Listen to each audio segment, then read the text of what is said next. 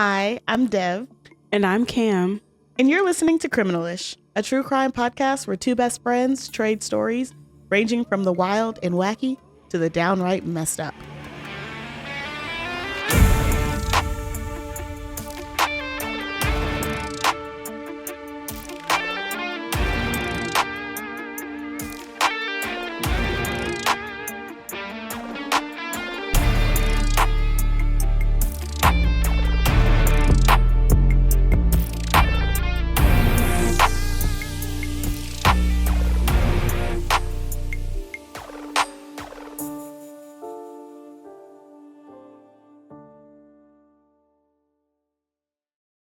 So last year, Cam and I did a little 2024 recap series where we covered true crime cases where we felt you guys needed to know about what was going on in the year 2024. If you didn't listen to that recap series, I'm a little offended. We worked very hard on it. It took a lot of time. So do me a favor, go back to 2024 and listen to it and check out all three parts and figure out what happened in 2024. So we're bringing it back for you all in 2025. Just a disclaimer that this is an overview experience. We are not going to talk about any of these cases in depth today. So if you're like, oh, they missed this major plot point or this bit of information wasn't included, we're just trying to summarize the case and give you a decent overview so that you understand what is going on, but we may not get into every specific detail like we normally do for our regular episodes. And if you're not going to go back and listen to our 2024 recaps, and you're just like, why are they doing recaps of 2025? Like, what's that about? Well, we get questions and at this point, requests because we appreciate y'all. Thank y'all for your requests specifically to cover cases that are in the news actively. And as we often choose to prioritize cases that are a little bit lesser known, sometimes a little bit older, we purposefully try to avoid covering cases that already have a lot of eyes on them. But some of you guys want to know how we feel, what we think, and our opinion on things. And so we're here to spill that with you guys today. So as you guys are listening to this, continue and let us know if you like this format where once a year we just talk about everything that happened. And be sure to let us know on any cases that you may have followed that we didn't include in our recaps this year because unfortunately, there's no shortage of true crime happening in the world, and we're just two women. Right. And we definitely had to do some prioritization, even with the cases that we knew about, because we're only going to do about 3 per month. So we had to make some decisions. So we might not have covered the case you were thinking about that happened in X month or Y month, but let us know about it in the comments for sure. Exactly. And if it's interesting enough, we may even turn it into a full-blown podcast episode for you. Maybe. So we're going to kick off our 2025 by specifically talking about cases that happened between January and April of 2025. If you remember, just like last year, we're breaking this down into 3 parts. But before we get into part 1 of our 2025 recap, Dev, what we drinking? So girl, we are drinking some Rich Bell Sparkling Ice Rosé. I am 89% sure that's not how you pronounce it, but I am 0% sure on how to pronounce it for real. So we are going to go with Rich Bell. Rich Bell. Richie Bell. Richie Bell. What country is it from? Girl, France. Rich Bell. That works for me. I am so sorry to our 3% of French audience that actually listens to our episodes. You know, if you could put in the comments a breakdown, like a phonetic breakdown of how this is supposed to be said, I would greatly appreciate it. Thank you. Thank you. But this is what we're drinking. Cheers. Cheers. That's pretty good. I like it. Thank you, Rich Bell. Thank you. So I will be kicking off part 1 of our True Crime Wrapped by talking about true crime stories that popped off in January of this year. So the first story I have on my list is the Canadian border shootout with members of the Zizian cult. So on January 20th, 2025, a U.S. Border Patrol agent named David Milan pulled over 2 people in a car driving on Interstate 91. Shortly after this car was pulled over, a shootout began, and this resulted in the death of the U.S. Border Patrol agent David Milan and one member of the pair, later identified as Felix Bockholt, a German citizen. The other person in the shootout, Teresa Youngblood, was also wounded and was later arrested on firearms charges. Now, why were they pulled over? Well, on January 14th, Teresa Youngblood and Felix Bockholt checked into a hotel in Lyndonville, Vermont, and they were actually placed on surveillance shortly after this because a hotel worker reported concerns because they were wearing all black tactical clothing and Teresa was carrying a gun. So, like I said, they were connected to a cult known as the Zizians. We said this is an overview, so I am going to try and keep this high level. I have listened to a couple of podcasts just throughout this year about the Zizians because they're actually really interesting, but they were essentially a cult that was formed as an offshoot of the rationalist group, which is more of like an ideological society based in Silicon Valley that focuses on how we approach new technology, especially things like generative AI. And the Zizian cult specifically focused on ideas like radical veganism, anarchy, and ethical approaches to technology, similar to the rationalists. But their leader, a trans woman known as Jack LaSota, was kind of pushed out of the rationalists because her ideas were just a bit too out there. And she formed this group of like-minded people. So in addition to the shootout, the Zizians cult/group is linked to the attempted murder of their former landlord, Curtis Lind, that took place in California in November of 2022 when he tried to evict them for not paying rent.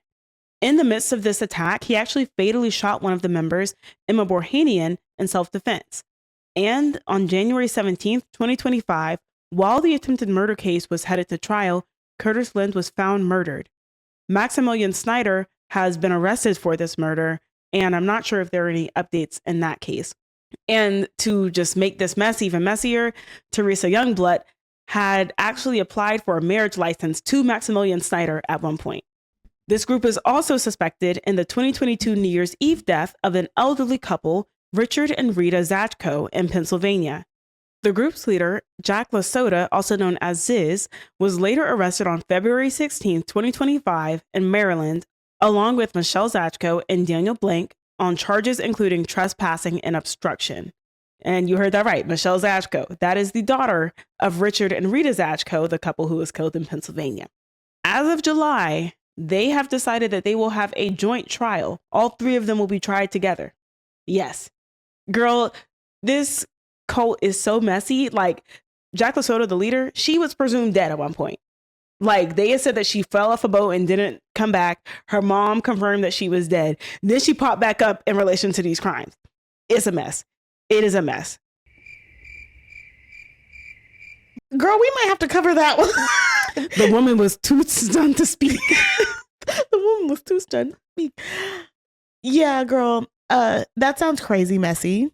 We might have to cover that one. Clearly, we enjoy a cult episode, and clearly so do y'all. Thank you guys for showing so much love to our Yogaville episodes. And ooh, there's so much to unpack there. And again, this is supposed to be high level. I'm going to try to keep it high level. Mm-hmm. What the hell? That's a good overview. Yeah. That's all I got. Yeah. Let us know in the comments if you'd like for us to do a special deep dive on the Zizians cult. There is a lot there. Like articles on articles. They're going to be having a trial at some point in the next few months, hopefully, if it doesn't keep on getting delayed. But yeah, they got charges upon charges. Oof. Oof, oof, oof. So that was a lot. We're going to keep it there. Let us know your questions in the comment section, thoughts, all that. I'm going to go ahead and move on to the next story I have, which was, so on January 21st, 2025, the U.S. President Donald Trump signed a full and unconditional pardon for Ross Ulbricht, the creator and former owner of the dark web marketplace Silk Road. This was actually part of a campaign promise that Trump had made to his libertarian supporters. Ross Ulbricht was also known as, quote unquote, Dread Pirate Roberts, don't know where that came from, and had been convicted in 2015 of charges including conspiracy to commit drug trafficking, money laundering, and computer hacking. He had been sentenced to 2 life sentences plus 40 years. Trump defended the pardon on Truth Social by stating that the, quote, scum that worked to convict him were some of the same lunatics who were involved in the modern day weaponization of government against him, end quote. The Silk Road site that Ross Ulbricht used to own was shut down in 2013 and was known for many things, one of which being selling illegal drugs anonymously using Bitcoin. And for somebody who is so gung-ho about stopping the trafficking of drugs, I think it's really interesting that he did this. Oh, absolutely. But, they came after me and I was innocent. So that is sarcasm for my neurodivergence of the world. It doesn't surprise me at all that he did that, especially his little statement. Right. It doesn't surprise me at all. But like, again, when you have somebody who has said that they will go out of their way to go after anybody who prosecuted them, who has that on the record, it is what it is. Right. It is also, and this one was also really concerning for me too, because those dark web marketplaces, drugs aren't the only things being sold on there. Hello. That is probably the most tame thing being sold on there. Exactly. And we're not even talking about weed. Like, there are probably some hard drugs being sold on there that can actually do real harm, where it made sense to convict the person that was leading this marketplace and sentence them, because he gets out. Clearly, he knows how to do it. Now he might just know how to do it better in terms of hiding it.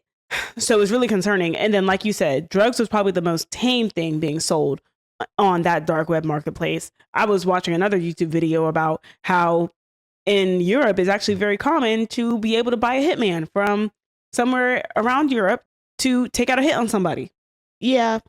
And I just think it's very interesting. Like, if you got 2 life sentences plus 40 years, I do think in a lot of ways that our society puts way too much jail time on drugs, specifically those states that refuse to legalize marijuana. But I don't feel this way when it comes to the big fish. Right. If you get the big fish, then all of a sudden the little fish will go away. Mm-hmm. So I just think it's really interesting you choose to pardon somebody with 2 life sentences. Yeah. Like, it'd be different. I'm going to be real with you. It'd be different if he got like a 15-year charge and he got pardoned. Honestly, I wouldn't care, because I'm like, okay, you got 15 years. It can't be none of that heinous. Mm-hmm. You got 2 life sentences. Exactly. And they were at least 6 deaths connected to drugs that had been sold on the Silk Road website. And the other thing with these dark web marketplaces, that's what they could find. Come on now. Who knows what other stuff they were doing on there? Exactly. Because it's super hard to track those kinds of things. By design. It is designed to be untraceable. Right. But again, we are not surprised that the president of the U.S. did this. If it's one thing he gonna do, is work in his own best interest. Hello. Every time. In our opinion. So now on to my last story for January. And this is the story of North Korean nationals being indicted in a remote IT work scheme. So on January 23rd, 2025, the Justice Department announced the indictment of 2 North Korean nationals, Jun Sung-il and Pak Jun-song, a Mexican national, Pedro Ernesto Alonso de los Reyes, and 2 U.S. nationals, Eric Prince and Emmanuel Astor. This scheme, which ran from approximately April 2018 through August 2024, defrauded at least 64 U.S. companies by placing North Korean nationals as remote IT workers. Payments from just 10 companies generated at least $866,255 in revenue, which was mostly laundered through a Chinese bank account. The U.S. nationals, Eric Prince and Emmanuel Astor, were arrested, and Astor's residence in North Carolina was searched for operating a quote-unquote laptop farm that was hosting those company-provided laptops. The Justice Department believes that the revenue generated from the scheme potentially funded North Korea's weapons program. The defendants in this case used forged and stolen U.S. identity documents, including U.S. passports, to conceal the true identities of the North Korean co-conspirators and circumvent sanctions. And that Mexican national, Pedro de los Reyes, was arrested in the Netherlands before the indictment on January 10th, 2025. Oh my God. Yeah. Ooh, that's so convoluted. Very much so. Ooh, that's so messy and convoluted. Sometimes I'll be wondering, like, how do you even, like, get the idea to do something like that? Yeah. Maybe I'm not evil enough. maybe I don't think like a supervillain, and that's the problem, because that just feels like a very good like Batman plot line. No, it literally is. It's like a cyber Batman plot line. Yes. Like you are posing as somebody you're not. And a lot of times, especially with US companies, there are company secrets that they don't want certain governments to know, especially if that company has government contracts. Right. Like I know at my job, there are actually certain countries we can't work from. Yeah, I did know that. You were telling me about that. Mm-hmm. Yeah, when I was trying to book some travel and you were like, well. Right. Can't work from there. Can't work from there. Right. There's only a few, but there are certain countries that I can't work from. But this was a very convoluted scheme. Again, how do you even come up with this idea? Was it a state sanctioned idea? Like, did the North Korean government ask y'all to do this and send y'all in there? Or did y'all just do this and you were like, listen, anything for our country? Maybe they thought that like if they did it, they might get like street cred. Like, what's North Korean street cred? Like, what is that over there? I have no idea. Yeah. Well, there we go. Right. So those are my stories for January. Let us know in the comments what you think, because I definitely thought these were some good stories to pull out. Y'all kicked off the year just going crazy. Absolutely nuts. Well, and I guess I am going to follow up with what you guys were up to in February. So to get into February, on February 2nd, 2025, former Philadelphia medical examiner, Dr. Morlon Osborne, filed a startling statement. Dr. Osborne, who had performed the original autopsy of Ellen Greenberg in 2011, officially declared that his suicide ruling in the case should be, quote, designated as, quote, something other than suicide, end quote. This marked the third significant change in the classification for the 2011 death of the 27-year-old teacher, Ellen Greenberg. Osborne's reversal was filed just as one of the two civil cases brought by Ellen's parents, Josh and Sandy, was set to go to trial the following Monday. The civil suits accused the city of emotional distress due to the alleged mishandling and cover-up of Ellen's death investigation. A judge had previously ruled that Osborne must testify at that trial, along with the former medical examiner, Sam Gulino, and homicide detective John McNamee. Dr. Osborne stated his new determination was based on, quote, new information related to the case, end quote, that had recently come to light. This latest finding revitalized the decade-long fight by the Greenberg family to have the ruling changed from suicide back to homicide or undetermined. Ellen Greenberg was found dead on January 26, 2011, inside the Manayuk apartment she shared with her fiancé. Ellen was found riddled with approximately 20 stab wounds. 10 of those stab wounds were located in the back of her head and neck. Her fiancé reported finding her after he said he had to break into the apartment. Authorities have never suspected the fiancé of foul play. The day after her death, on January 27, 2011, medical examiner Dr. Osborne performed the autopsy and initially ruled the death a homicide because of the large number of stab wounds. However, this ruling was challenged by the Philadelphia Police Department. Police reports noted that the apartment door had been, quote, locked from the inside, end quote, and Ellen's fiancé, who reported finding her, end quote, had no defensive wounds, end quote. About 4 months later, on April 4th, 2011, after consulting with the police department and a neuropathologist, Dr. Osborne switched his ruling to suicide. For over a decade, the Greenberg family has fought pensively to overturn the city's suicide ruling. They suspected their daughter was murdered and believed the original police investigation was botched and possibly covering up the truth. The civil lawsuit, which prompted Dr. Osborne's 2025 reversal, ultimately reached a settlement before the jury was seated. Part of that settlement agreed stipulations that the city of Philadelphia would re-examine Ellen Greenberg's controversial death. The review was conducted by the current medical examiner, and in October 2025, the results of the independent review were released. Attorneys for the Greenberg family confirmed that the current Philadelphia chief medical examiner, Dr. Lindsay Simmons, had completed the independent review and, quote, again ruled Ellen Greenberg's death a suicide, end quote. This conclusion was immediately rejected by the family, and they promised to pursue other avenues to ensure their daughter got the justice she deserved. Because your primary reason for saying it was a suicide is that the door was locked from the inside. like this apartment doesn't have windows. Right. Like he couldn't be lying, because some of my reports and some of my research did say that that door was not broken down, or there was no sign of forced entry on that door that he claimed he had to break in to get. Interesting. And, you know, I also just find it hard to believe that this young woman, who, of course, the police are going to now say that she had some mental health problems and some things going on. But even then, I think it's very interesting that she managed to stab herself in the back 10 times, sever her own spinal cord, and then 10 times in the front as well. I just think that's very interesting. And women typically, of course, not saying this is 100% why this couldn't have happened, but when women do commit suicide, they typically go for less violent methods. Correct. And this is probably one of the most violent methods you could go for. I don't even think man, woman, anybody would do this to themselves. Right. I don't understand how you could do this to yourself. Exactly. And keep going. The mechanism doesn't make any sense to me. It doesn't.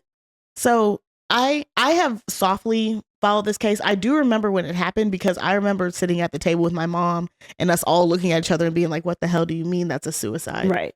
That doesn't make any sense. Right. I don't have to be no medical examiner to know that. It is giving cover up, because why else would you not call a spade a spade? Come on now. Which, again, because this is high level, I didn't do no deep research into who the fiance is, right? Mm-hmm. So I don't know if the fiance is a lawyer, a cop, or somebody in between, right? You know, somebody higher up who people would want to protect. I don't know that.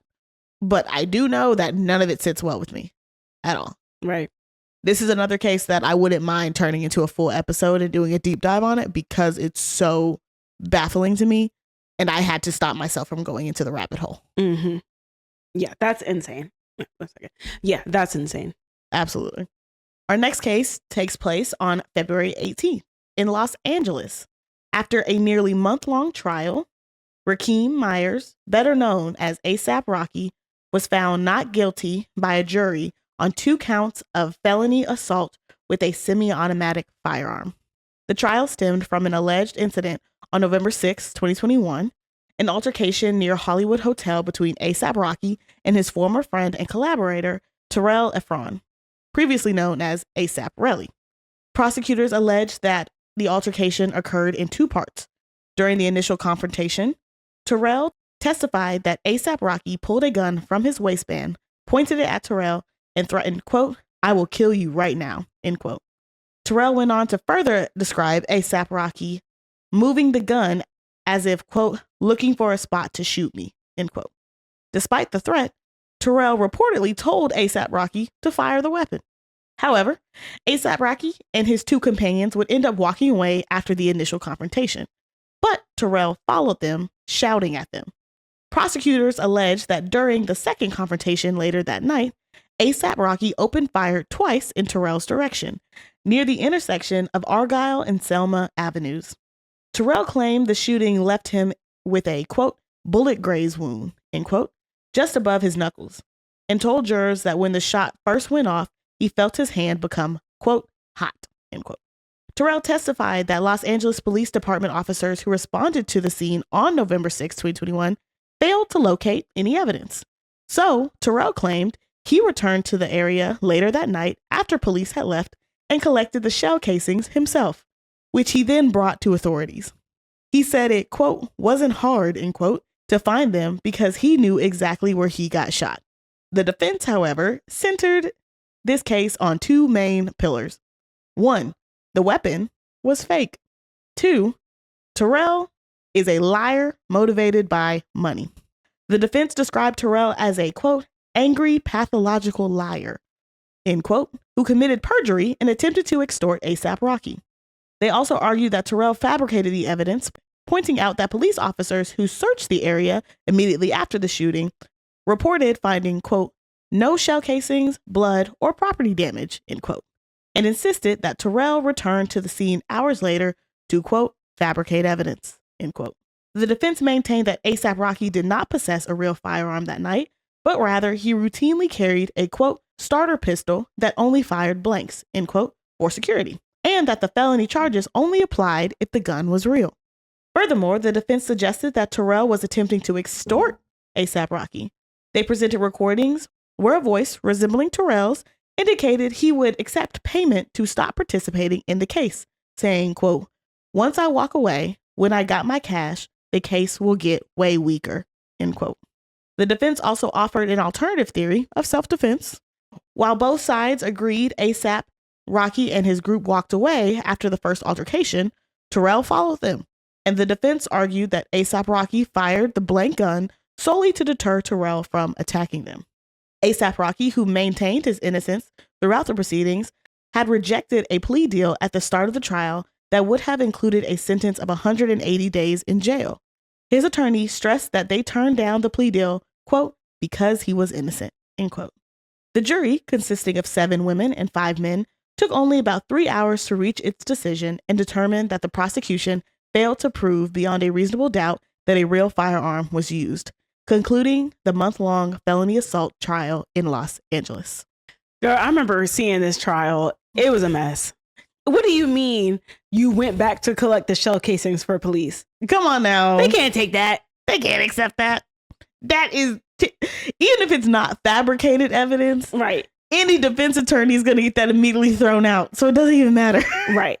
And honestly, if you were going to do that, you should have at least put the shell casings in the ground and then called the police and told them to collect it from there.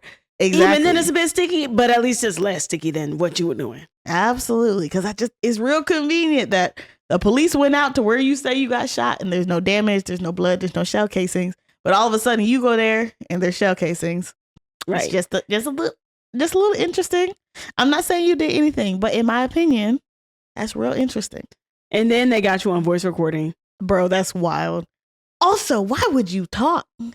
Like, if I was actively going to testify against somebody who was my friend at one point, the last thing I'm going to do is put my butt on the phone and talk to them. Right. Because of course they're recording. Of course. Like, any attorney worth their skin is recording. Mm-hmm. Just ridiculous. And of course, he's not going to take no 6 months in jail plea deal. Right. Of course he not. got babies. He has babies. He got Rihanna. Come on now. I will say it was very interesting. This is completely unrelated. This is a little bit of a tangent, but I do think it's really interesting that when they first were going through the trial and stuff, the defense kept trying to say, well, you know, he has his wife and children. And the judge was like, are they married? Like, are they married? And he's like, well, they're like technically common law, blah, blah, blah. And the judge was like, no, you don't get to call her his wife because you're not married. And it started like this big thing like online because everybody's like, oh, marriage is just a piece of paper, huh? Marriage don't matter. But he was desperate to call Rihanna his wife and not his baby mama in court. So it doesn't matter. Listen, does it not matter? Exactly. You got to stick with it. Exactly. If you don't want to make her a wife, you don't get to call her a wife when it's convenient. Sorry. I don't make the rules. I simply enforce them. And our final case for February 2025 is when Kristen Bridegan, Jared Bridegan's widow, filed a wrongful death lawsuit against the 3 defendants charged with his murder. His ex-wife, Shanna Gardner, her husband, Mario Fernandez Saldana, and the admitted gunman, Henry Tenham. The 14-page complaint accuses all 3 individuals of, quote, battery resulting in wrongful death, end quote. The suit seeks damages for the loss of economic support, companionship, love, instruction, guidance, protection, grief, anxiety, emotional distress, and mental suffering for both the widow and their children. Court documents show that Kristen is seeking a judgment of over $100,000, with the suit specifying damages exceeding $50,000. The lawsuit also accuses Shannon Gardner and Mario Fernandez Saldana of a second count, fraudulent transfer of assets. Kristen alleges that the couple moved their money specifically to appear as if they could not pay if they were sued, which is illegal. The lawsuit itself provides a detailed narrative of how Kristen believes Shanna and Mario planned Jared's death and hired Henry to carry out their plan, thus holding them responsible for his wrongful death. For a little bit of background, Jared Bridegan, a father of 4, was gunned down on February 16, 2022. Jared was following an established date night routine, which he had in place for at least 8 months prior to his murder. Every other Wednesday between 6:30 and 8 p.m., He would pick up and dine with his twin children he shared custody with Shannon. On February 16, 2022, after dropping the twins off at Shanna's home in Jacksonville Beach, Jared departed on his usual route. His then 2-year-old daughter was still in his SUV as he drove along Sanctuary Boulevard. He stopped his vehicle after he encountered a tire blocking the road. When he exited his car to move the obstruction, he was ambushed, shot multiple times by the admitted gunman, Henry. Witnesses called 911, reporting gunshots. A SUV stopped on the road, a man lying outside, and a young girl still inside. According to police reports, Henry fired 4 shots, 2 of which struck Jared and 2 hit the SUV, narrowly missing his toddler daughter. The lawsuit claims that Shanna harbored a deep hatred for Jared following their 2015 divorce and resented sharing custody and having to protect her substantial finances from him. They had years of litigation over child support and the children's state of residence and medical cost for their son. Shanna even alleged confiding in close friends about wanting Jared killed and asked them for assistance in finding someone to commit the murder.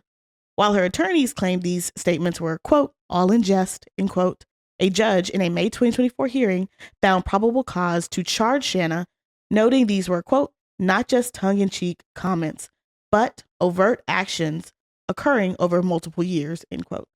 The lawsuit goes on to allege that the murder was planned and funded by Shanna and her new husband, Mario. Mario allegedly sought out Henry, an associate who rented a home from him, to commit the murder. Mario is accused of assisting Henry with tracking Jared and understanding his habits, and planning the best route for committing the ambush. The only adults who allegedly knew where Jared would be that night, due to his routine, were his wife, Shanna, Mario, and Henry. Evidence including financial checks from Mario to Henry and communication between them around the time of the shooting led to their subsequent arrest. Mario was arrested on March 16, 2023, and Shanna was arrested months later on August 17, 2023, for first-degree murder and other charges. Henry, the admitted gunman, pled guilty to second-degree murder and agreed to testify against Shanna and Mario. However, the case has faced complications as Henry recently claimed in court that he had, quote, provided false testimony, end quote, and he is due back in court in April for his follow-up claims. As of today, Mario and Shanna's trials are proceeding along and are slated to begin jury selection on August 3rd, 2026. Honestly, it's already bad enough to order and orchestrate the murder of somebody. But to do so when they have their child in the backseat, their 2-year-old child in the backseat, and you know they have their child in the backseat, you're evil. A different type of evil. Absolutely. Because it tells me that you hate this person so much that you're willing to traumatize their child. Right. Because despite what people may think and believe, especially if the memories are traumatic, you can have memories from 2 years old. Mm-hmm. I have memories from 2 years old. I have memories from at least 3. And it's so heinous. Right. It's so heinous because you didn't want to pay your child support that you owed this man. I didn't do a deep dive on this case, but that just seems to be the issue. She didn't want to pay child support and she didn't want to share custody. And that's my thing. There are unfortunately so many murders that happen because one parent doesn't want to share custody with the other. Well, in the end, neither person ends up getting custody because one of them is dead and the other one goes to jail. Exactly. And again, it's so dumb to me. And it actually proves to me that you shouldn't have custody because you're also stupid enough to think that you would get away with murder. Right. And anybody like that doesn't need to be around children. Like you care so little about the person who, regardless of your romantic and personal feelings for them, is the parent to your child. Absolutely. And you don't care about your children because you're willing to scar them. Exactly. You're willing to take away their parent. In this case, their father. And so brutally.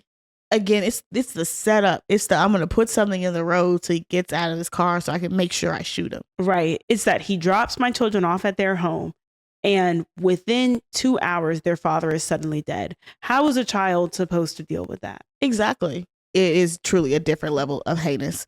But that is all of the cases that happened in February. Oh, yeah. Between the medical examiner flip-flopping on the manner of death, A$AP Rocky's former friend trying to extort him for money and getting embarrassed, and Shanna Gardner and her husband. Also, that's another thing. if I'm married to you, why are you so stressed about your ex? Well, okay. Actually, well, we're going to get into that because, again, another case that I wouldn't mind doing a full episode on, because what I saw is Mario was kind of obsessed with Shanna, and she was like, well, I guess I'll marry him. Like, one of my sources said, and I quote, it was a marriage of convenience. Ooh. End quote. Dang. So he not right. Clearly he not right. Oh, yeah. But in other cases like this too, where they get their new partner involved, baby, this supposed to be about us. Why be stressing about your ex? Right. If y'all don't go on date night, he's got the kids. He's got the kids. If y'all don't get naked and do what you want to do on every surface in this household, come on. Exactly.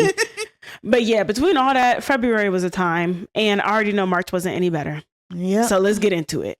So we are going to kick March off with Ryan James' wedding being placed on FBI's most wanted list. So on March 6, 2025, former Olympic snowboarder Ryan James' wedding, who was 43 at the time, was added to the FBI's 10 most wanted fugitives list. He is wanted for allegedly running a transnational drug trafficking network and orchestrating multiple murders and an attempted murder to further these drug crimes. He was charged in a June 2024 indictment and a September 2024 superseding indictment out of California. The U.S. Department of State at the time had offered a reward of up to $10 million for information leading to his arrest and or conviction. His aliases include El Jefe, Giant, and Public Enemy. He is specifically accused of directing the November 20th, 2023 murders of 2 family members in Ontario, Canada, in retaliation for a stolen drug shipment, and ordering another murder on May 18th, 2024 over a drug debt. He faces a mandatory minimum penalty of life in federal prison if convicted. And on November 19th, 2025, just a few days before me and Dev were recording this, 10 defendants were arrested in quote-unquote Operation Giant Slalom in connection with the January 31st, 2025 murder of a federal witness in Medellin, Colombia, that wedding allegedly ordered. The reward for information leading to the arrest and or conviction of Ryan James' wedding has recently been increased to $15 million. He went from Olympic snowboarder to drug kingpin.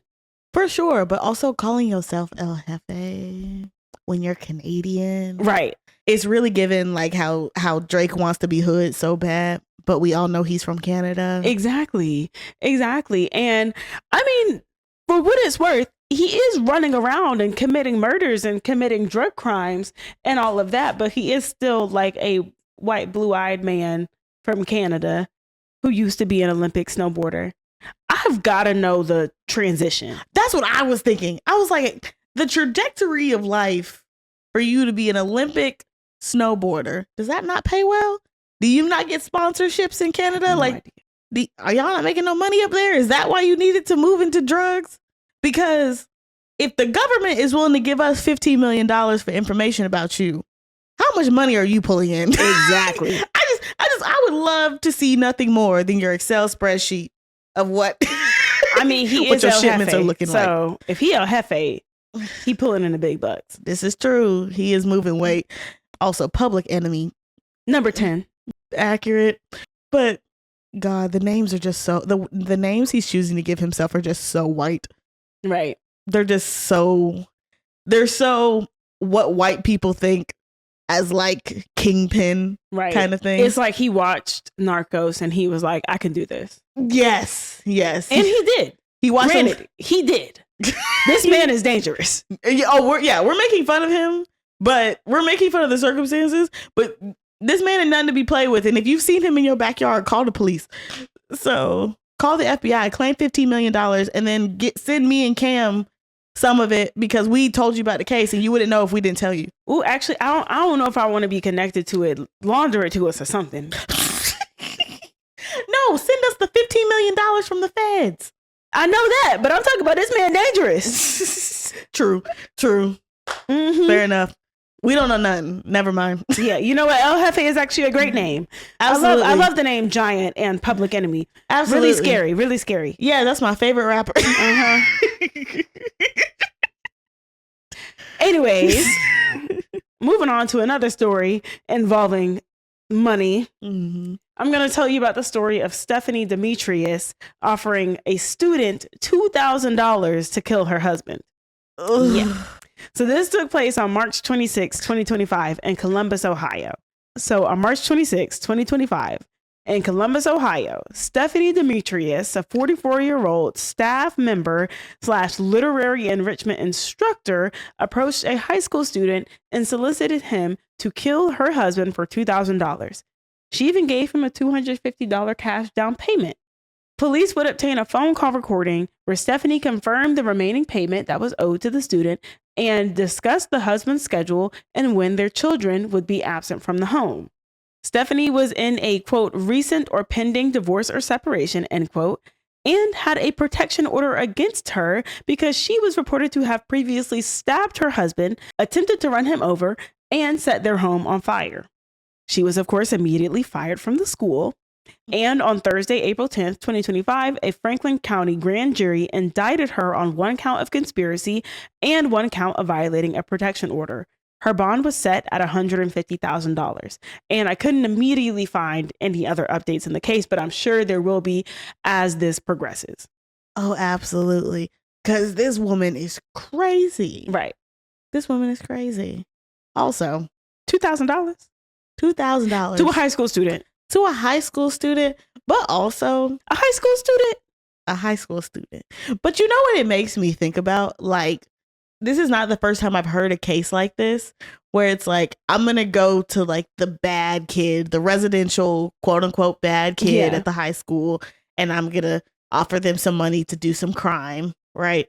That's not necessarily a new concept. I can think of 2 separate cases where I know that happened. But it's also just so like early 2000s movie plot to me. Yeah. Like, it's also like there was the really well-known case of the woman who was unfortunately sleeping with the high school student, or was it multiple? I can't even remember at this point, but actually was successful in getting that student to kill her husband. And there's so many reasons. One, don't hire people to kill your spouse, get a divorce. Well, they were, but take the divorce in stride. You will move on. You will find somebody. You don't need to be threatening them. You don't need to be harming them. But 2, moving past that, don't try and hire a high school student because for 1, probably not going to do a good job. For 2, probably going to fold when they inevitably get caught by the police. And for 3, even if they succeed, you're going to ruin their life. For sure. For sure. I don't know. Maybe she was like, I can't afford a hitman, so I'm going to go to the discount route. That's what it's giving. And even though I don't believe in hits, that's not something you want to go the discount route on. Never. For sure. It's something you never want to do. Option 1. Option A, B, C, D, E, F, G. Not do it. Got it. But if you're going to be stupid and you are going to ruin your life and your children's life and everybody else's life, don't do it with a high school student. That's crazy to me. I take personal offense to bad teachers. Right. Like, I'm not a teacher, but I have several friends who are teachers and I have several friends who are no longer teachers. So I take personal offense to bad teachers because there are too many good teachers in this world who are literally breaking their backs to make $40,000 a year. Right. In this economy. Okay. And also, I'm so sorry because I know we need to move on, but I also can't fathom you actually thinking you were going to get away with it.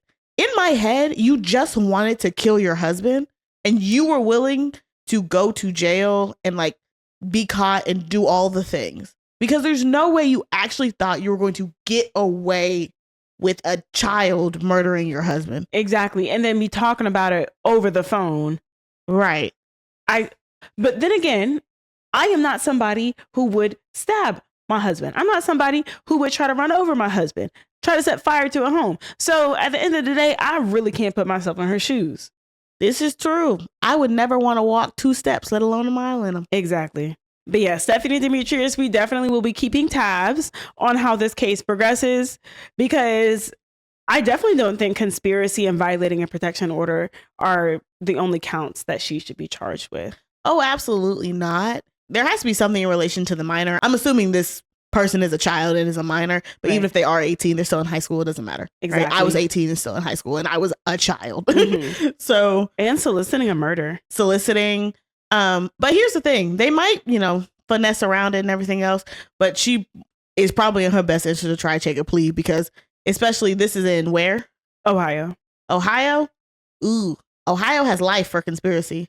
You can get life for conspiracy in Ohio. Whoops. Wait. Another thing, if you're going to do stuff like this, make sure you look up your state laws. And how long you will be sentenced to if you get caught. And hopefully that will deter you even further. Come on now. Okay, on to my last story for March. And this is a story I know, Dev, you have been following. We were messaging each other about it when it first popped off. Yes. And this was Kimberly Sullivan pleading not guilty. So on March 28th, 2025, in Waterbury, Connecticut, Kimberly Sullivan, a 56-year-old woman, pleaded not guilty to charges including kidnapping, felony assault, and cruelty to persons. She is accused of holding her stepson captive for over 2 decades in a small, locked room, starting when he was about 11 years old. The victim, who was 31 at the time of his escape, escaped in February by deliberately setting a fire to draw first responders. He was found severely emaciated, weighing about 69 pounds. Kimberly Sullivan was ordered to wear a GPS tracking bracelet and is currently out on a $300,000 bond. On October 31st, 2025, a judge granted the defense access to the stepson's alias, address, and medical records, despite the state arguing the victim was, quote, terrified of this defendant, end quote.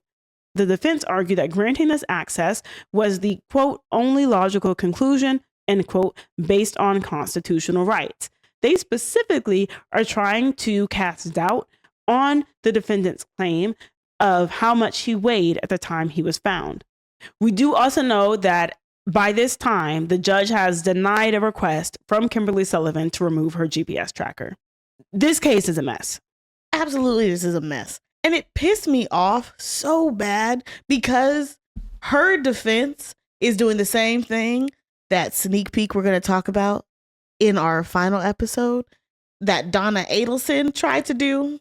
I'm just this sweet little old lady.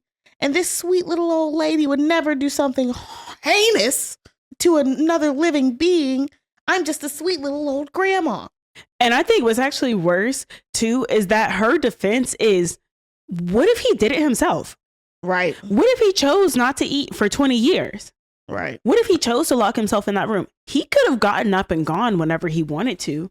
Yeah, absolutely. That's going to be their argument. And this is something that I genuinely realize that people don't understand, right? It's the same concept of like when you get a dog, especially if you're a big dog person. I'm a big dog person. I have a big dog. And when you first get a puppy, you train them and you put them behind this tiny little fence. Put them behind this tiny little fence, this tiny little cage that they can't get out of, right? These tiny little obstacles that they can't jump over.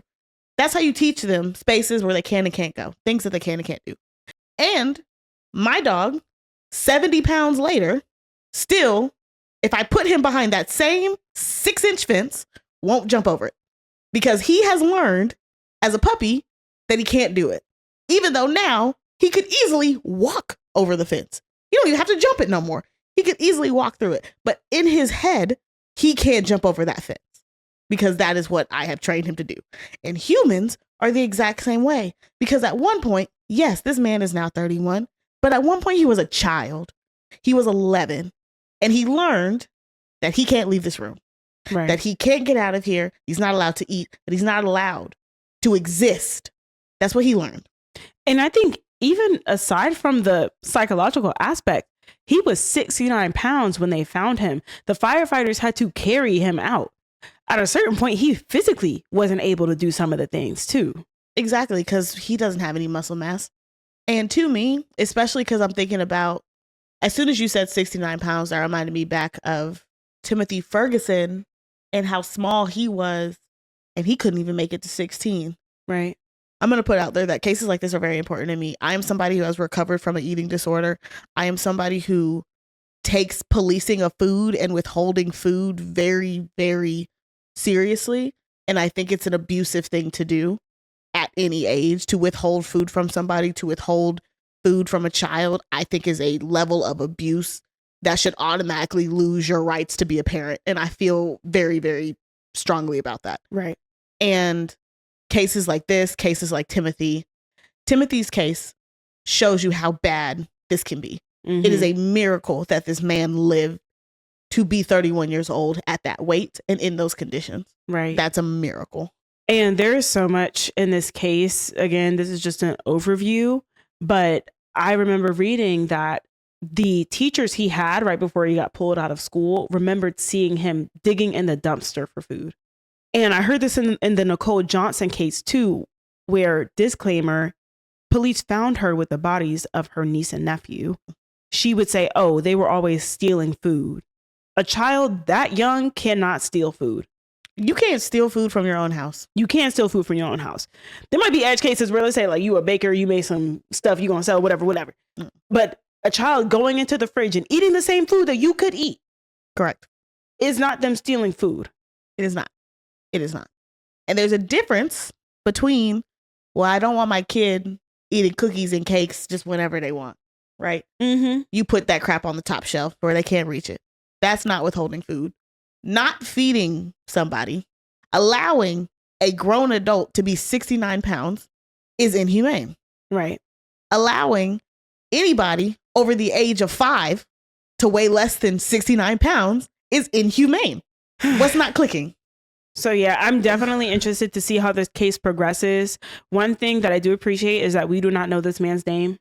Good. And I hope that the only time we find out this man's name is when he chooses to make it known. As of this point, he is going by S. That is the only identifier that he has released for himself, which he has full right to do. And I will say too, even though the judge has granted the defense access to this information, it is with the stipulation that they cannot release it. And I really hope they choose not to. I don't have much faith because they have proven themselves to be very vindictive and just heartless. But yeah, I will definitely be following this case too to see how it progresses. Absolutely. And something else that I do want to note as well. Though this episode is coming out on the 15th of December, Cam and I are actually recording this on the 22nd of November. Right. So if by that time this episode has released, there's any updates or anything that we have missed, we apologize in advance, but we are trying to plan around the holidays. So right. I'm doing our best. We're doing our best and we're recording early. So, but yeah, that is it for March. And Dev, you want to close us out with April? I got you with April, friend, because we got some stuff in April. So before we kick off April, I do want to offer a trigger warning with this next case, as we will be dealing with themes of statutory assault and murder. So on April 2nd, 2025, Jesus Monterey, the 20-year-old man charged with the murder of Mia Campos and her unborn child, attended a pivotal bond hearing. This hearing was necessary because Jesus had been indicted on new charges and was subsequently booked back into jail in February 2025. During the hearing, prosecutors presented compelling evidence against Jesus. This evidence included DNA confirmation that Jesus had fathered 16-year-old Mia Campos' unborn child.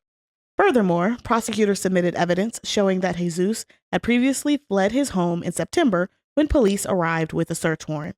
Jesus faced the judge and was accused of murdering his pregnant girlfriend, 16-year-old Mia Campos, and their unborn baby, Sebastian. Despite the presentation of new charges and this evidence, on April 4th, 2025, a Gwinnett County judge granted Jesus bond for a second time. This time, the bond was $150,000. The bond applied specifically to the new charges Jesus faced, which included statutory rape, child molestation, and enticing a child for indecent purposes, along with 2 additional counts of making false statements. The conditions of his release mirrored the previous bond terms. Jesus was required to be under house arrest, wear a GPS ankle monitor, and was explicitly forbidden from contacting the Campos family. Why Jesus was even in jail in the first place centers around Mia Campos, who was only 16 years old and 7 months pregnant at the time of her death. On July 15th, 2024, at around 1 a.m., Mia's family discovered her body in a wooded area less than a mile from her home in Gwinnett County. Mia's death was ruled a homicide by strangulation or asphyxiation. Just a few days later, police arrested her ex-boyfriend, Jesus, who was 20 years old. Jesus was initially charged with a slate of extremely serious offenses, including malice murder, felony murder, aggravated assault, voluntary manslaughter of an unborn child, also known as feticide, and making false statements or writings. Investigators alleged that Jesus had lured the pregnant teen away from her home, strangled her, and then moved her body. The legal proceedings moved quickly, and in August 2024, a judge ruled in a hearing that the trial for Jesus would move forward. Importantly, Jesus was granted his first bond that month, and it was set to $50,000. The decision caused significant emotional distress and drama for the victim's family. Mia's parents expressed their deep frustration and anger over what they considered a, quote, low bail, end quote, set for the alleged murderer. Edward Campos, Mia's father, stated that the amount was unfair, emphasizing that Jesus was accused of, quote, not only just one murder, it was two, end quote, his daughter and his grandchild. And the $50,000 bond was inadequate for their two lives. Following the bond hearing, Jesus was released on bail in August 2024. However, by September 2024, Jesus showed evidence of instability when authorities say he ran from his home when police arrived with a search warrant. The case shifted drastically in February 2025 as a grand jury indicted Jesus on a new set of charges after prosecutors uncovered additional evidence. The new charges included statutory rape, child molestation, and enticing a child for indecent purpose. Following this indictment, Jesus was arrested again and booked back in jail. The family of Mia Campos publicly reacted to these charges, stating that, quote, justice is coming. Despite granting bond on April 4th, 2025, reports indicated that Jesus remained in custody at the Gwinnett County Adult Detention Center. And as far as I know, he's still there, where he belongs. Good. Because, one, what are you at 20 years old doing with a 16-year-old? And what are you doing getting her pregnant and then killing her while she is pregnant? Come on now. And the right situation is, I don't even know when Mia's birthday is. So she could have been 15 when she got pregnant, if we do some math. That's very true. That is very true. It is all just icky. And I agree with the family. A $50,000 bond for a murder charge? For a violent murder. Right. Strangulation is a violent murder. Strangulation, that takes minutes. And she is pregnant with your child, which we all believe is why you did it. Just everything is wild in this case. Again, like her family, I would be mad and pissed off if somebody murdered my family member and was able to get off by putting up $5,000. Right. And then still gets to be home with their family. Exactly. Still gets to be home with their family and then still doesn't comply. Thank you. Proves the point. Like, I don't even understand why this was a conversation. Right. Why there was any space for somebody accused of murder, for somebody accused of a violent murder. To even get bond. Thank you. Thank you. Are they not a flight risk? Off rip. But I will say, whoever his defense attorney is, they made all the money they need for the year that day when they got that man $50,000 of bond. It's crazy. But now we're going to move over into our next case, which happened on April 11th, 2025. And that is, after weeks of testimony, a jury found Monica Cementilli guilty of first-degree murder and guilty of conspiracy to commit murder. The conviction carried special circumstance allegations of financial gain and murder while lying in wait. To understand the severity of this verdict, let's rewind back all the way to January 2017. So on January 23rd, 2017, 49-year-old Fabio Cementilli, a renowned celebrity hairstylist, was fatally stabbed at his Woodland Hills home. He suffered 7 sharp force wounds to his face, neck, chest, and thigh, but critically, he had no defensive wounds. Initially, authorities believed the crime was a home invasion robbery gone wrong. It was Fabio's daughter, Isabella, who arrived home 1 minute after the perpetrators fled and found blood throughout the kitchen before calling 911. Poor girl. The prosecution argued that Monica and her lover, Robert Baker, her racquetball coach, conspired to kill Fabio for 2 reasons. 1, to continue their affair, and 2, to cash in on a life insurance policy reportedly worth $1.6 million. Had Fabio died without a will, Monica would have obtained over $2 million in material assets. Evidence showed the conspiracy was extensive. Detectives learned that Monica was unhappy and had discussed divorce, but she refused, reportedly saying, quote, "Why throw away 20 years?" End quote. Instead, prosecutors alleged she chose murder because, coming from an Italian Catholic family, divorce, quote, "was not an option," end quote, and she needed money. Investigators later reported that Robert had purchased GPS tracking devices and placed them on Fabio's vehicle before the murder. Furthermore, evidence suggested a failed attempt to kill Fabio the day before the murder on January 22nd, 2017, while he was picking up takeout. 6 months after the murder, Monica and Robert were arrested after investigators uncovered their affair and DNA evidence at the crime scene connecting Robert to the murder. Monica attempted to explain the presence of Robert's DNA by claiming that she had injured him while playing racquetball and transferred his DNA via a towel she had brought home. The trial heavily focused on the conspirators themselves, but there was a third accomplice, Christopher Austin, who was arrested months later. Christopher ultimately pled guilty to second-degree murder in exchange for truthful testimony against Monica. Christopher testified that he never communicated with Monica directly, but that Robert told him Monica was in a, quote, "abusive relationship and wanted him gone," end quote. And later, that the murder was for the, quote, "insurance money," end quote. However, some of the most damning evidence came from Monica and Robert's conduct after their arrest. Despite being incarcerated for conspiring to kill Monica's husband, their love affair continued. Law enforcement engaged in elaborate sting operations known as Pecking's operations, using undercover officers and deliberately placing the pair in adjoining jail cells to record their conversation, known as, quote, "lockup overhears," end quote. In these recorded encounters, Monica and Robert were heard discussing marriage and even engaging in sexual acts. Critically, immediately upon arrest, Monica was captured telling Robert, quote, "deny everything and don't talk," end quote. They continued to refer to each other as husband and wife, with Monica signing jail letters using, quote, "MB," end quote, for Monica Baker or Mrs. Baker, end quote. In their letters, the conversations also used codes for "love of my life" and R or D for ride or die, which prosecutors asserted represented a secrecy pact, end quote, to never cooperate with law enforcement. Monica also displayed significant financial interest, asking police about life insurance money multiple times. And despite everything I just read, Monica's defense team hinged on the claim that Robert Baker was solely responsible for the crime. Some ride or die you are. Right. And they called Robert as their star witness.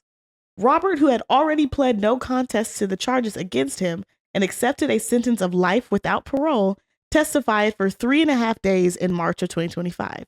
He admitted that he purchased and placed GPS trackers on Fabio's vehicles and told the jury he murdered Fabio because he wanted to be with Monica and, quote, "wanted easier access and more time with her," end quote. He adamantly claimed that Monica was never involved in the murder. However, prosecutors dismissed this narrative, detailing 56 overt acts they argued constituted the conspiracy, including Monica and Robert exchanging 95 texts via Viber. Deputy District Attorney Beth Silverman delivered a powerful closing argument telling jurors that the case was about betrayal and that Monica, quote, "deceived everyone," end quote. The prosecution focused on the immense communication between Monica and her lover, Robert, including their use of encrypted apps and burner phones to hide their conspiracy. After 3 days of deliberation, Monica was found guilty of all charges. And on June 23rd, 2025, Monica Cimentelli was formally sentenced to life in prison without the possibility of parole for orchestrating the murder of her husband. Foolishness. Straight foolishness. How you gonna have your daughter walk in a minute later? And I remember watching a video on this case too, and she had actually scheduled some appointment or something for her daughter to pick up so that she purposefully wouldn't be in the home. Yep. But even then, the crossover was just a minute. That is insane. For the racquetball coach, come on now. Divorce wasn't an option, but murder is. That has never made any sense to me. Right, because I'm sure your Catholic Christian family is not like Yes, divorce is very bad. I feel like thou shalt not kill is pretty high up there. I agree. And if I remember correctly, it does come before thou shalt not commit adultery. Right. Thou shalt not lust. I think that one's in there somewhere. I haven't looked at the 10 Commandments in a long time, but I'm pretty sure there's something about lust and adultery in there. But I also think that comes after all the murder. Yeah. I feel like murder is number one. Number one up there. If not pretty high up. But yeah, that divorce is 100% a better option than murder. Absolutely. And not to be that person, but to be that person. Babes, you're getting up there in age. Like, you know, you're entering your 50s. Like, just get a divorce. I've been told divorce after your 50 is great. Yeah. Because you just go out and do whatever the hell you want. And you can do whatever the hell you want, including mess with the racquetball coach. Come on now. No, but he wants you if you don't got no money. That's what I was about to say. But here's the tea. I guarantee you she don't get nothing out of divorce. Of course not, because you killed him. No. She doesn't get anything if she gets divorced. I see. Oh, yeah. Something tells me because he had money, I think, when they started dating. And then by the time they got married, I think he had money. So he probably did make her sign a prenup. I mean, I would never get married without a prenup, personally. Same. But listen, I promise you that little 1-bedroom apartment you get with the love of your life, the racquetball coach, going to be comfier than the 4x4 cell you're in now. Come on now. Say it louder for the people in the back. You can make that 1-bedroom apartment feel like a mansion. Exactly. Your 4x4 cell is not going to do it for you. Yeah. So lots of mess. But now we're going to move on to another case that, unfortunately, again, I have to give another trigger warning for, because we will be talking a little bit more in depth about the exploitation of minors and children. So please accept that. Timestamps for all of the cases are in the description box. And if you're listening on YouTube, you should be able to just click on the next case and it'll move the dial forward for you, so you don't have to listen to particularly triggering updates. So in late April 2025, the U.S. federal authorities delivered a decisive blow against the leadership of an international child exploitation ring, 764. On April 22nd, 2025, 20-year-old Prasan Nepal, known by the moniker, quote, Trippy, end quote, was arrested by the U.S. Marshal Services in North Carolina. Just 1 week later, on April 29th, 2025, his co-leader, Leonidas Varagionis, a 21-year-old U.S. citizen known as, quote, War, end quote, was arrested in Greece. The charges against both men of operating an international child exploitation enterprise were officially announced on Wednesday, April 30th, when the criminal complaint and affidavit were released from Washington, D.C. The specific charge is considered, quote, majorly significant, end quote, as authorities are treating 764 as a global criminal network, moving beyond typical individual child pornography charges.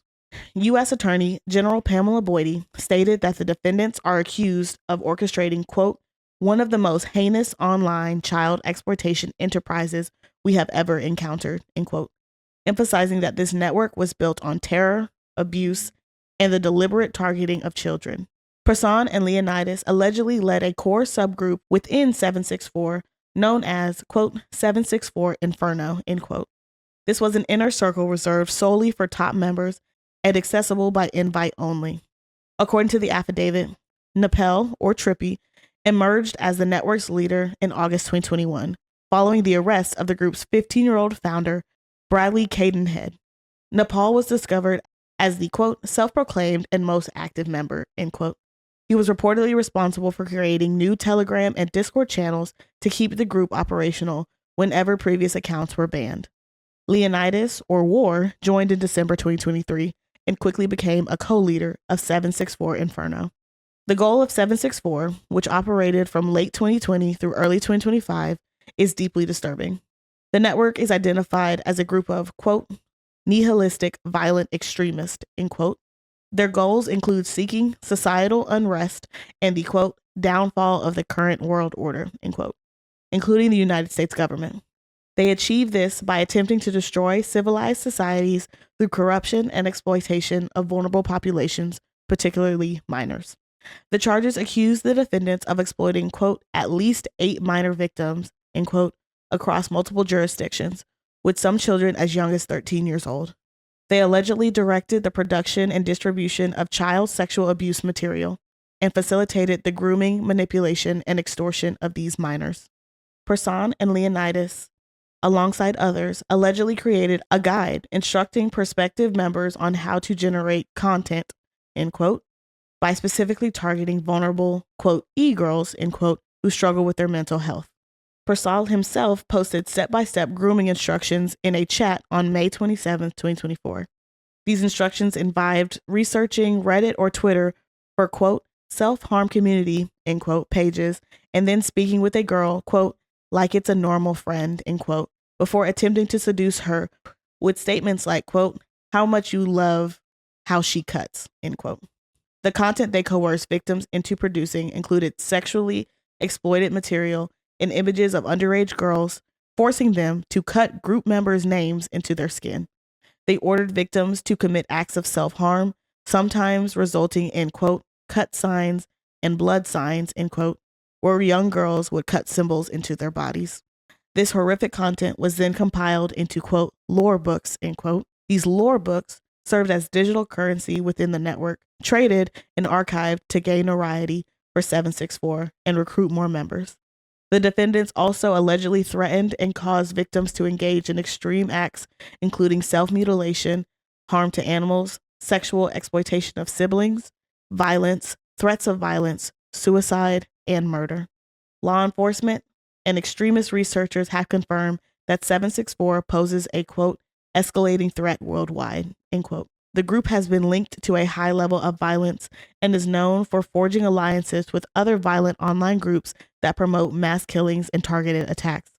Violent acts linked to 764 include a school shooting in Nashville, stabbings in Sweden last fall, and the 2022 murder of an elderly woman in Romania. Deadly plots tied to the group have also been foiled in the UK and the United States. If convicted of operating a child exploitation enterprise, Person and Leonidas face a maximum penalty of life in prison. That's probably one of the most disgusting cases we've covered. And the fact that they are so young and we're doing this, the fact that the previous leader was 15, that is so concerning. It's very concerning, but I think what's worse than that is I'm not actually surprised. As somebody who plays a lot of online games and as somebody who was like in chat rooms and stuff very young, and it's kind of impossible, especially if you are a young girl. I'm not saying this doesn't happen to young men. It happens to them as well. But I'm talking from the perspective of a young girl who it has happened to. It is almost inevitable that somebody will try to sexually exploit you, especially if they learn that you're underage. Yeah. So it actually doesn't surprise me at all because the amount of nasty things that would come across my Discord to the point where I almost stopped playing games because it got weird.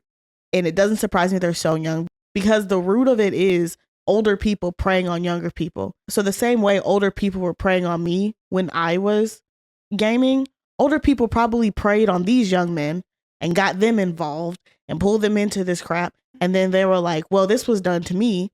Yeah. And now I'm going to go out and do it to other people because hurt people, right? And I'm not saying that to give them a defense.